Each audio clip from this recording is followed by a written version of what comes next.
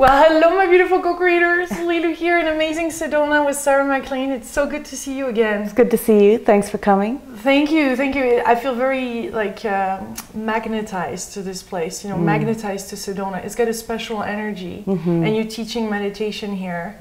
You worked with Deepak Chopra for many, many years, and Baron Katie, and some of the best in this industry. But really, you're teaching now your own meditation techniques, and we're here to learn, you know, if you guys want to learn a little bit more on how to meditate, because there are some things that we should know. I think so. And you know, they're not my meditation techniques, but what I've realized is I've been around the world trying to find out what real meditation is. I mean, I know what American meditation is, or what we think is Western or Buddhism in America, but I really wanted to find out more. So I really spent some time in an Indian ashram, and 6 months there, doing what's called bhakti yoga, very devotional meditation, living in a community, chanting, working with mantras and things like that.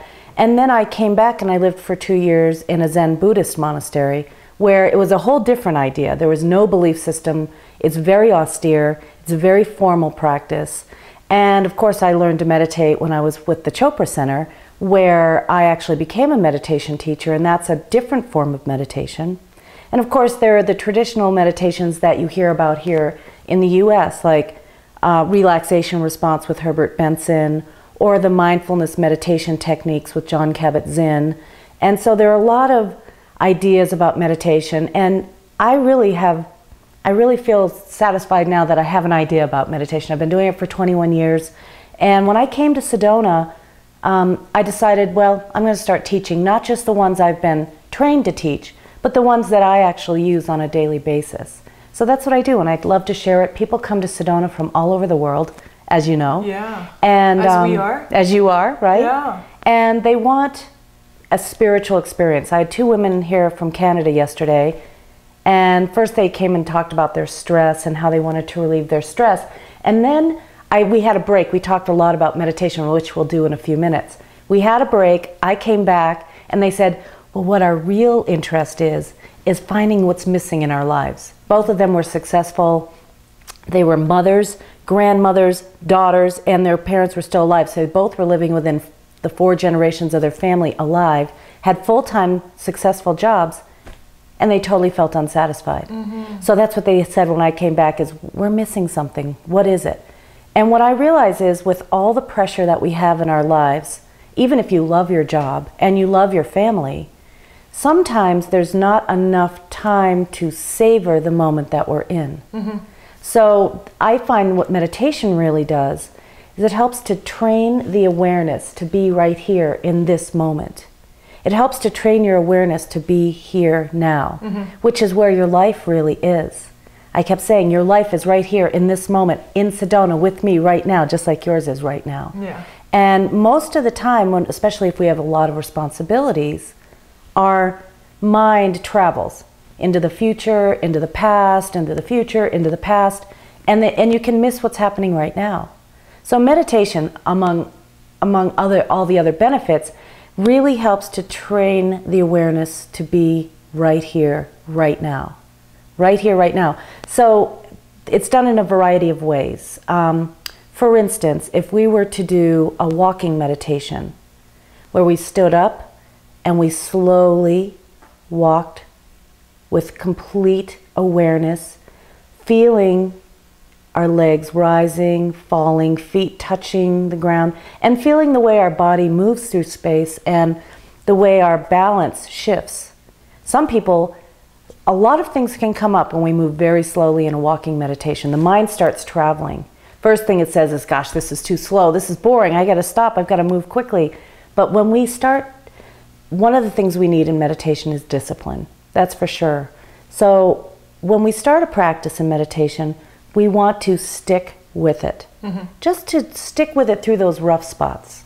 Because as any athlete knows, or anyone who's really trying to do something well, I mean, there are going to be rough spots, but you have to move through them, because on the other side of them, that's when, you know, the bliss happens. So with a walking meditation, it's training the awareness to be in the present moment, although the thoughts will come about, how long is it going to take me to walk across that room, or this is way too slow, or I'm losing my balance, or this isn't working. And then when you realize it, you bring your attention back to what you're doing, to the sensations once again. The body's always in the present moment. The activity we're doing is always in the present moment. It's only the awareness that travels, the thoughts that travel from the past to the future. So it's a training of the awareness, whether you're walking in a meditation or whether you're sitting completely still and paying attention to the breath. Now the breath is always in the present moment. So when we focus here, we're in the present moment. But then here come the thoughts. So I'm writing this book, and yesterday I was writing this introductory chapter, and you know, a lot of people have heard this figure of speech called the monkey mind. It's, you know, it's a Buddhist expression, but it's very Western now, and it talks about how the mind is very unpredictable. And it's constantly looking for something to grab onto. And when it's got something, it's looking for the next thing, like a monkey. Like right now, I'm thinking of your hair rubbing the mic. How's that going? Is that better? There's your mind. Be right here. Yeah, but that's true. But some things need to be attended to. But if you've sat here with the decision to meditate and the mind goes to the mic, you'd have to go, oh, but I'm meditating now. And you'd come back to whatever that focus is. So meditation, as you can see with those two examples, whether you're paying attention to the breath or you're moving in space and doing an activity in meditation, both of them require two things. It requires your attention and a focus for your attention. So the focus obviously could be the breath, could be the sensation of walking. Some people use a focus that includes a sound, either a sound they make, like a chant, like I did earlier, or a sound they think, like a mantra, or a sound that they're listening to, like some of those white noises or Tibetan bowls or crystal bowls. So you can listen to, you can use a sound as a focus. You can also use something you look at as a focus for your meditation. Like a flame? Like a candle flame. Yeah. And every time the attention, and you notice the attention wanders to my mic, how this video is going, what's going to happen for lunch, you just, once you realize it, you come back. We're going to talk more about that in a moment. There's no way to stop thinking by thinking about it. We've all tried that. So a candle flame is one way to meditate. Some people like to look at pictures of saints or sacred geometry. Other people like to use their mind's eye and imagine, do a visualization practice. Once again, the mind can start traveling. So there are different meditations for different reasons. So we've talked about sound, we've talked about what things look like, or using the sense of sight, and you can also use a sense of touch. I described two of them. Touch doesn't mean I'm going to touch you, but touch means how do you feel? What's the body feel like? So that would be the walking, how it feels through space. It would be the way you breathe and how that breath feels. So those are the three ways to really have a daily meditation practice through one of those senses. So it takes your awareness and a gentle focus of your awareness on a particular focus. And you pick one and you do it. That expands the conversation, because a lot of people talk about breathing, but we all have different, like I love the visualization or just focusing on the candle. That might be more appropriate for one's mind or one's situation. It is, and it really, you've got to find one that you love. Because the one I love may not be the one you love. It's not about struggling doing it, is it? No. So here are the basics. There are no struggles involved. The first thing is, don't try too hard. I was having this conversation with my husband. We were walking up the path yesterday with the dogs, and I said, well, now tell me, I want to talk about these ideas in meditation, and I think that they also apply to life. I say, was there ever a time you really tried hard? And he said, well, yes, when I was in business, I tried hard. I said, but what did that really mean? He said, well, I was disciplined. I kept doing it until I couldn't do it anymore. And then I'd take a break and then I'd do it again. So I don't know if you call that trying hard. He said it's all semantics. But what I have to say in meditation is, don't try too hard. You want to have discipline and stick with it, but you want to sort of lean back rather than lean forward into a meditation. That's for sure. And there's this, you've seen it probably on CNN or on MSNBC or something where they say lean forward. No, meditation's all about leaning back into your life, into the practice, receiving. So don't try too hard. That's a huge one in our society. I know. Oh my goodness. How did we learn to try really hard? And what is it? You know, I wish I were a movie buff, and I'm not, but I've heard this. They say, don't try. There's no try, there's only do. I think it's from Star Wars. No, there's no trying, there's only do. So I know I'm going to get some emails about not knowing that, but there's only doing. Yeah. Because trying doesn't mean anything. If I say I'm going to try to lift that cup up and have some tea, I'm just going to do it. You know, I'm just going to do it. Well, and it's amazing that not only, I mean, it's important to be in that silence, but we have a tendency to want to visualize or still be active and still take that time to create some more and expand in it. Like if the universe was not going to hear us, you know? We got to work really hard at it. Yeah, again, I know. Even through the meditation. Right. So the place where we can put that effort really is to find a time to do it. Do it every day. Yeah. And then stay diligent in the practice in terms of when you get bored with the walking or bored with the breathing or bored with the mantra or bored with or restless because you feel like you need to check your email or you need to you know, go make dinner or something, go to work. Instead of moving out of the meditation for the time you've allotted, stick with it. Come back to it. Any long distance runner knows that if you get through the mind and the conversation it's having with yourself to stop, you can get past that and get into the bliss. So meditation's the same way. Don't try too hard, but stick with it. Be diligent. Be committed to it. It doesn't mean you try hard. When you're in a relationship, you're committed, but it doesn't mean you're trying really hard. You're just committed, and it's easy, and it should be anyway. Yeah. So don't try hard. Remain committed. The next thing is really challenging for many people. Let's say you're sitting here paying attention to the breath. Why don't we all do this now at home? So close your eyes. First, you can give yourself a couple of deep breaths, ideally through the nose. The same applications of not trying hard. So don't regulate the breathing. Don't try hard to breathe. Simply allow the breath. Lean back and allow the natural flow of the breath in and out of the nostrils. When you close your eyes and pay attention to the breath, you might notice all the sounds in the environment, including my voice. So just welcome them. Lean back, receive. Receive that. Receive the breath. And we're going to stick with this practice. I know you want to open your eyes, look around, scratch an itch. You can do all that, but then come back to this practice. One of the other things with your eyes closed is you might begin to notice how your body's really feeling in this moment. Usually with your eyes open, leaning forward into your life, you're not aware of how the body's feeling. So let's bring our attention now to the body. I'll talk you through this meditation relaxation that I do. Relaxing your forehead and your scalp. Relax your eyes. Relax your whole face. Relax your mouth. You can tuck your chin in just a little bit and allow the back of your neck to lengthen slightly as you let your shoulders move down away from your ears. Let your breath continue to be natural, relaxing your belly and your diaphragm,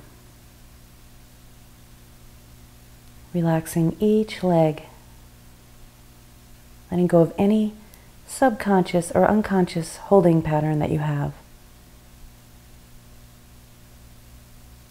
Relaxing your arms, letting them hang from the shoulders, resting easily in your lap in whatever position you care for. Don't try too hard. Now, sticking with this means whenever you notice your attention drifts away, you want to get up and get a snack, or you want to make a phone call, acknowledge that and simply come back to the practice. The breath might get faster or slower, deeper or shallower. Just let yourself love your breath.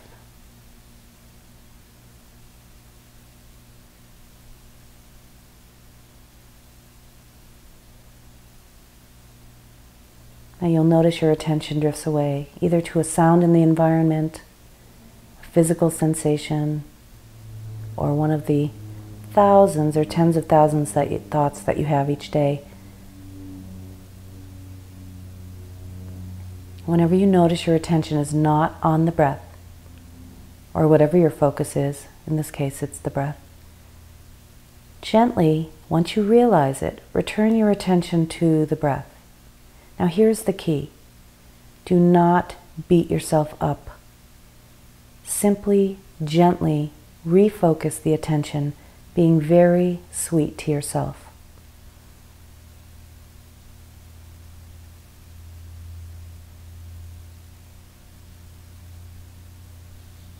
Continuing to pay attention to the breath. Maybe noticing the cool air on the inhale, the warmer air on the exhale.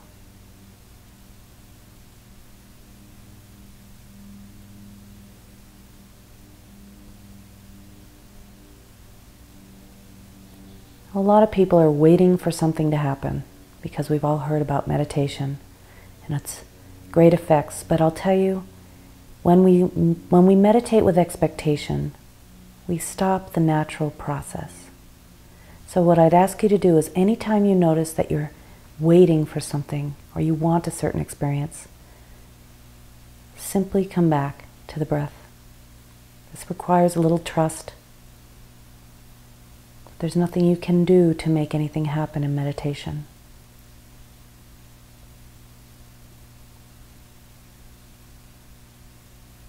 Except for to gently and easily pay attention to the focus.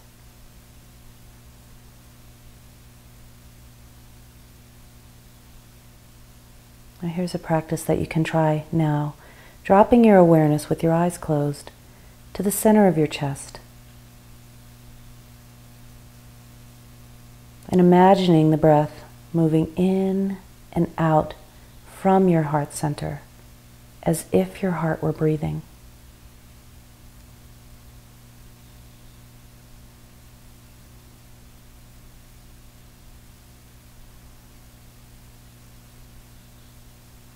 This enlivens your wise heart.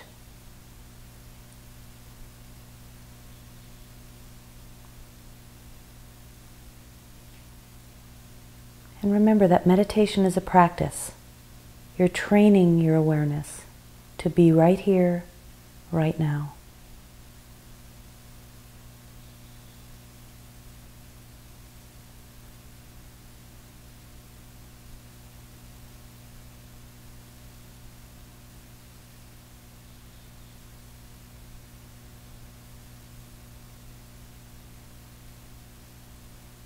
So keeping the eyes closed,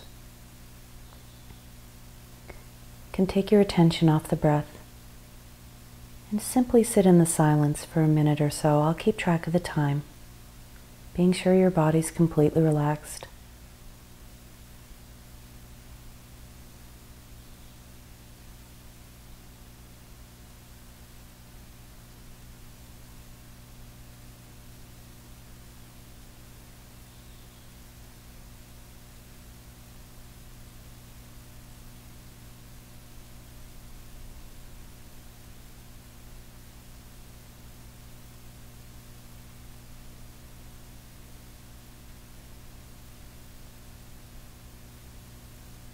With your eyes closed, begin to give yourself some deeper breaths. Maybe wiggle your fingers, your toes.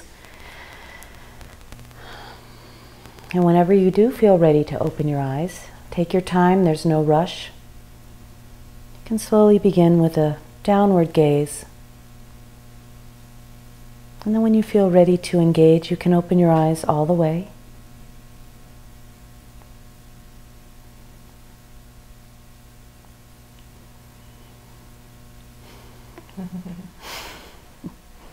So you have such a great voice. You have such a great tempo for this. Well, I just know what I need to hear. Most of the time I'm meditating and talking. But that's a gift that you have. That is, because it must be hard to be meditating and speaking. Well, you know, I was trained for it at a very young age. Not very young age, but at a very early stage of my meditation. When I first began to work with Deepak Chopra at the Ayurveda Center in Massachusetts, I went off to learn some advanced techniques. They were in the TM tradition, Transcendental Meditation tradition. And so we went to Iowa, we meditated in these big domes to get the advanced meditation techniques. And I was selected to be the president of this group of people. Now, I think there were probably over 100 people.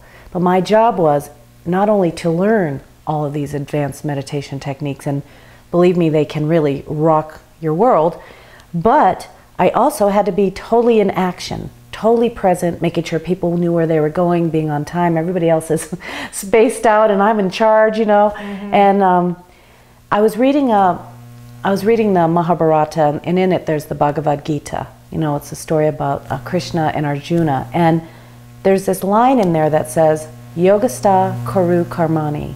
And what it means is, established in being, perform action. And that's what you do. When you're doing your videos and taking people on this Juicy Living tour, you really center yourself. And then you do your action. You perform action because you know if you're centered, you will have access to spontaneous right action. You'll have access to what you call the green light, right? And for me, when I settle down into my teaching, you know, I basically disappear. Yeah, I have stories and memories and desires, but it's not about me. It's about performing the action. In this case, you know, taking your listeners to in meditation. So Yogastha Karu Karmani, it's a practice of being sort of in a waking state, alert, present, completely present, and just allowing your presence to express itself. Yeah. And that's really one of the benefits of meditation, for sure. And then the day or the next thing is really, you're in the flow and things work out, as you say, magically. Yeah, and actually, you know what? We're allowing, because it's really all what we have to do, isn't it? Just allow. The same way that we're doing in meditation. Exactly. So it's prompting the day also for just walking in with confidence and trust that life will bring on the right thing. Exactly. And that same thing is in meditation, confidence and trust, and patience. This is my credo. Faith, that's all going to work out. I wasn't always like that. Some days I have a bad day, but you know, most of the time, faith, patience, which includes my practice, which includes what I know to do to take care of myself, whether it's sleeping or meditating or eating correctly or exercising, and then grace. Grace is when you show up in Sedona and, you know, we do this. Or grace can be when you have a certain desire and then it manifests without effort. It just manifests, it meets you. And so that's how I walk through the world, is have a lot of faith, which has been, it's sort of cultivated through meditation. Patience, which we all need, because when we have a desire, no matter what it is, for whatever you have for your Juicy Living tour, whatever I have for my career or life, we know that we're not in charge of the timing. So we have to... And boy, do we try to impose it sometimes. Don't we? Yes. Yeah. So we simply have to be patient and practice what we know to do. And grace is when, it meets us. So, but back to the practice of meditation, I mean, one of the things that people need to realize is, even though a lot of great things can happen in meditation, I know that, but I have to say it's not going to happen because you make it happen. It again requires faith that it works out, patience with the practice, paying attention to the breath, and grace. Here comes some expansion or awareness, or here comes some heart-opening experience. But more often than not, meditation can be boring, tedious. It's like brushing your teeth. Sometimes it feels good, sometimes it doesn't feel good. Sometimes you just want to get it done, and sometimes you love the feeling. That's how meditation is. And the way you know meditation's working is not because of any experience you had in meditation. It's how your life looks. How's your life going? Do you feel better today? Are you a little less stressed? Yeah. Are you less stressed? And it's so simple. But think about it. The breath is always in the present moment. And when we come right here, right now, as those Canadian ladies wanted, when we're right here, right now, we have the direct experience of our life. Thich Nhat Hanh has this book called Savor. We get to savor the experience of our lives. Savor our breath, savor what we're eating, savor who we're surrounded by, savor the gentle caress of the breeze of the trees, whatever it may be. But we can't savor it if we're stuck back there or over there. So for those of you that want to go deeper in this meditation and this practice, I personally feel it's important. There's a lot of, we really need to bring it on a daily basis, and it really transforms life. So with Sarah, we just decided actually in the moment, very spontaneously, to do this video that is accessible through both of our sites and not through YouTube, as a way to support the tour and what we really believe in. And so we're going to go into this. We're going to co-create it. We're co-creating, and I love that. Yeah. I love this energy. So thank you for welcome. Being open to it. And you're welcome. Well, I know not everybody can come to Sedona to really establish a practice or to get the 2-hour practice. So I think it's a great thing that you're offering. I appreciate that. Thank you. So we'll see you there, my beautiful co-creators. Much love from Sedona. Vagme manasi pratishtita maname vachi pratishtitam avir maedi vedasya mahani ishta shrutam hema prahasir anena ditena hora transam didami rityam vadasyami satyam vadasyami tanmanavatu Tadvaktaram avatu, avatu mam, avatu vaktaram, avatu vaktaram. Om Shanti, Shanti, Shanti.